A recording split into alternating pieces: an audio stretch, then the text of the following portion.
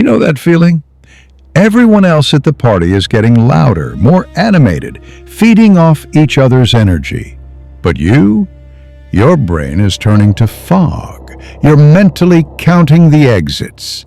You start having conversations with yourself like, how long do I have to stay to be polite? And here's what society tells you. You're antisocial.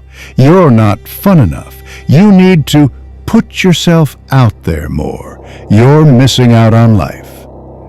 But what if I told you that absolutely nothing is wrong with you? What if the problem isn't that you're broken, but that nobody ever taught you how your brain actually works? Carl Jung, the Swiss psychiatrist who basically invented modern psychology, figured this out over a century ago. He discovered that some people are literally wired differently when it comes to social energy. Not better or worse, just different. And once you understand his map of how your mind processes crowds, parties, and social situations, everything starts making sense. The exhaustion, the irritability, that desperate need to get home and be alone. It's all part of a completely normal energy pattern that Jung called introversion. But here's the thing that nobody talks about. Jung's version of introversion isn't what you think it is. It's not about being shy or antisocial. It's about something much deeper, how your psychic energy actually flows. In the next 20 minutes, I'm going to walk you through Jung's revolutionary ideas about social energy. You'll discover why parties drain some people while energizing others, why masking burns you out faster than anything else, how to leave social situations with energy still in the bank. And here's the plot twist: why honoring this pattern doesn't shrink your relationships, but actually makes them deeper and more meaningful. By the end of this, you'll have a completely different framework for understanding your social life. Let's start with Jung's most misunderstood concept. When he talked about libido, he wasn't talking about what you think he was talking about. Jung used libido to mean your general psychic energy, basically your mental and emotional fuel tank, the life force that powers your thoughts, feelings, and interactions. What Jung discovered is that people have two fundamentally different orientations for this energy. Think of it like having two completely different operating systems. Extraversion. Energy flows outward toward people and external stimulation. Jung wrote, extraversion is an outward turning of libido. These are the people who literally get charged up by engaging with others. A crowded party is like plugging into a power station. The more people, the more conversation, the more stimulation, the more alive they feel. Introversion. Energy flows inward, toward your inner world of thoughts, reflection, and processing. Introversion means an inward turning of libido. These people recharge by stepping back, reflecting, and returning to social situations on their own terms. They need quiet time to process experiences and restore their energy. Here's the key insight that changes everything. Same party, same hour of fun, but for one person, it's a deposit to their energy account. For another, it's a withdrawal. But Jung realized something else that most people don't understand. Parties don't just cost introverts energy. They cost extra energy. And here's why. At a party, you're dealing with what Jung called multiple objects competing for your attention. And I don't mean objects like chairs and tables. I mean psychological objects. Faces you need to recognize and respond to appropriately. Voices you need to tune in and out of. Conversations you need to track and contribute to. Microsocial cues you need to read and respond to correctly. Jung wrote something that I think about almost daily. The persona is a kind of mask, designed on the one hand to make a definite impression upon others, and on the other, to conceal the true nature of the individual. Your persona is your social self. It's the version of you that's polite, interesting, switched on. It knows how to ask the right questions, laugh at jokes, navigate small talk, and be the version of yourself that fits whatever room you're in. And here's the thing, your persona isn't fake. It's not deception. It's a real part of you. But it's just one part of you. Jung understood that the persona is a necessary social tool, but wearing any mask for too long gets exhausting. Think about the last time you went to a party or social event. You probably put on your social persona without even thinking about it. You became the version of yourself that's engaging, asks follow-up questions, remembers people's names, laughs at stories you've heard before. You've been on all evening, animated, responsive, being the version of yourself that keeps conversations flowing and makes other people feel comfortable. And then suddenly, you hit a wall. It's like someone flipped a switch, and you can't do it anymore. You become irritable over small things. Someone makes a completely innocent comment, and it lands wrong. A friend tells a joke they've told before, and instead of politely laughing, you feel annoyed. Someone asks you a simple question, and you can barely muster the energy to respond. Let me give you a vulnerable example from my own life. Last year, at my friend's birthday party, I was doing great for the first 2 hours. I was being funny, asking people about their jobs, remembering details from previous conversations, classic social persona stuff. But around hour 3, someone asked me what I thought about some Netflix show, and I just couldn't. The question felt like it required too much of me. I gave this weird, short answer and walked to the bathroom just to have 30 seconds of silence. I felt guilty about it for weeks. This isn't you being antisocial or mean. This is budget math. Your persona energy account is overdrawn. But here's where Jung's insight gets really deep. He said that everything that irritates us about others can lead us to an understanding of ourselves. When you're tired, your psychological defenses drop and you start projecting. That person who seems too loud? That might be your own overwhelm talking. The friend who won't stop telling stories? That might be your depleted patience speaking. The host who keeps trying to pull you into conversations? That might be your desperate need for space being projected outward. Jung understood that these irritations aren't usually about other people. They're information about your own internal state. Here's the reframe that changed my life. That spike of irritation isn't proof that people suck or that you're broken. It's a dashboard light saying, "Battery low, land soon." It's your psyche's way of telling you that you need to return to your natural charging state. And this brings us to one of Jung's most beautiful insights about what happens when you finally get home. Jung wrote extensively about houses in dreams and how they often represent the psyche, your inner psychological structure. Different rooms mirror different parts of your inner life. The kitchen might represent nourishment, the bedroom, rest and privacy, the living room, your social self. But the threshold, the front door, that marks the boundary between your inner and outer worlds. Getting home, shoes off, lights down, maybe changing into comfortable clothes. This isn't being boring.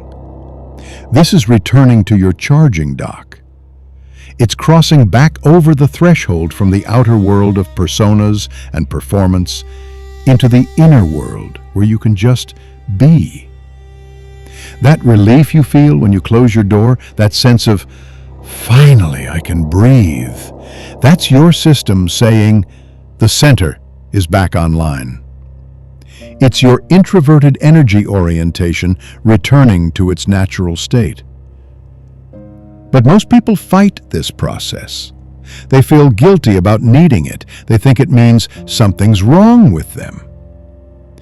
Jung would say the opposite is true. Once you understand your natural energy wiring, you can start designing your social life around it instead of constantly fighting it. Here's how to work with your introversion instead of against it. Pick your pond. Jung's research showed that introverted attention naturally prefers fewer, richer objects of focus. So instead of trying to work the whole room, choose fewer people and go deeper. One-to-one conversations or small circles of 3 to 4 people often actually energize introverts, while open-floor mingling drains them. This isn't antisocial, it's matching your social strategy to your actual energy system. I have a friend who stopped going to big parties and started hosting small dinner parties instead.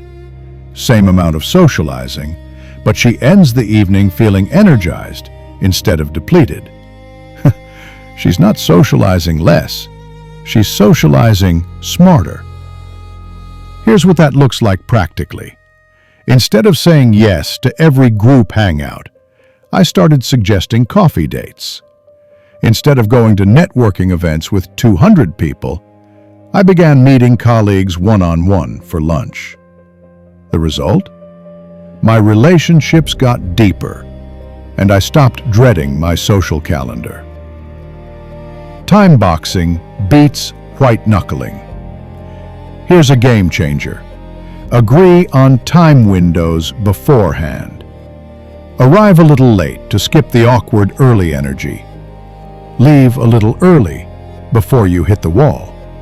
Or set a specific boundary.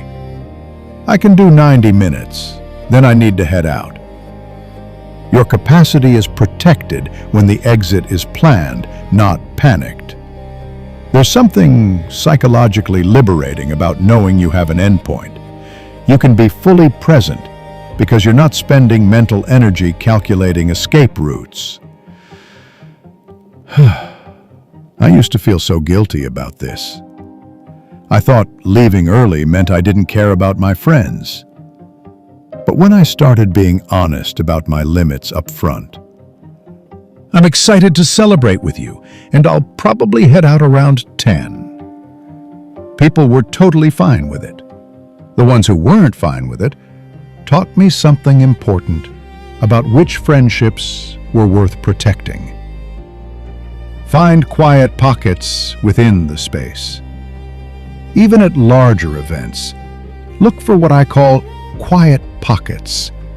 The balcony, a corner of the kitchen, a brief walk outside. These are places where you can let your inward orientation recenter before diving back into the social energy.